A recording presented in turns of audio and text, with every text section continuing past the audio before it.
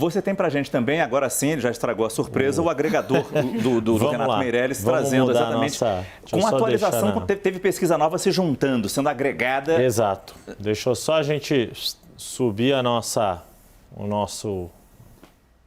tela aqui. A gente gosta de anúncio, mas tem que tirar aqui para facilitar a visão do nosso espectador. O agregador do Renato Meirelles, do Instituto Locomotiva, dando aqui 52,7% para Lula, 47,3% para Bolsonaro, isso agregando todas as pesquisas. E aí o pontilhado aqui marca para a gente o... Incluindo, desculpa, a Paraná Pesquisa de hoje? Acredito que sim. Aí eu vou pedir ajuda ao pós-universitário, que é o Renato Meirelles, que é o dono da ferramenta. Eu sou só o porta-voz aqui, quase um ventríloco. Mas o que é legal, que agora a gente passa a ter aqui no agregador, é a história dos likely voters, ou seja, os eleitores que de fato vão às urnas ou não. E aí as ponderações que os próprios institutos fazem. E aí a gente vê esse acirramento, uma perda de 1 ponto.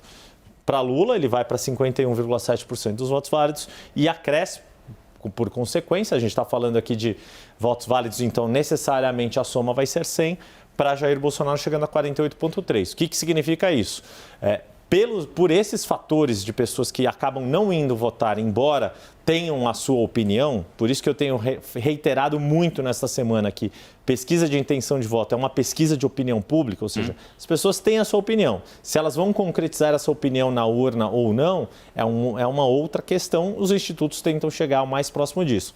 A ferramenta de buscar os likely voters é uma forma de tentar aproximar ainda mais ali o prognóstico, né? Não o prognóstico, mas a expectativa de concretização dessa opinião na urna, nos votos que os candidatos vão receber. A imagem do gráfico do agregador nos mostra muito bem o que foi essa campanha eleitoral, né, Yuri? Pegando ali do primeiro turno, a partir do tracejado, que é a votação de primeiro turno, e como as linhas começam a querer tentar se juntar a partir daí, a queda que Lula apresentou, a subida que Bolsonaro apresentou, né? É interessante você falar isso, Márcio, porque aí também, de novo, se eu estiver falando alguma coisa incorreta, tem o Renato para me salvar. Mas duvido. O que a gente está falando aqui é das pesquisas. Então, a partir do primeiro turno, do resultado que sai das urnas, quem foi votar, o tamanho do eleitorado de cada candidato, as pesquisas conseguem calibrar as suas amostras para que elas sejam mais precisas.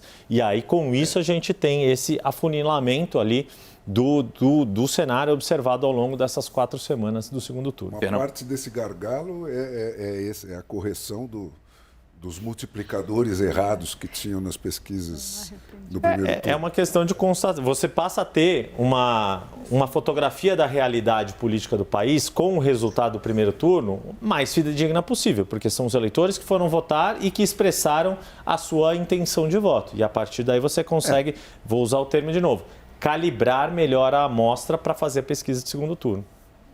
Mas tem uma correção nisso aí, quer dizer, não é uma evolução da opinião pública que dá aquele gargalo.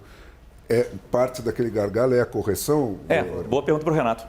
Vamos lá, vamos entender o que acontece. Tem uma calibragem, assim como bem disse o Yuri, mas também tem uma diferença histórica do quanto que as pesquisas de vésperas dos institutos de pesquisa, as vésperas de eleição dos institutos de pesquisas, se aproximam com o resultado das urnas no primeiro turno versus no segundo turno.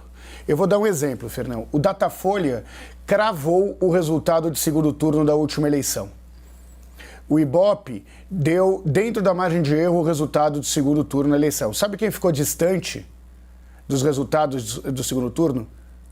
Aqueles que mais se aproximaram do primeiro turno. Você tem uma diferença muito grande aí só sobre ajustes de campanha e o que efetivamente muda com o resultado dos institutos de pesquisa em um segundo turno. E o Likely Voters ajuda a reduzir ainda mais essa possível diferença que dê nas pesquisas de véspera para o resultado das urnas.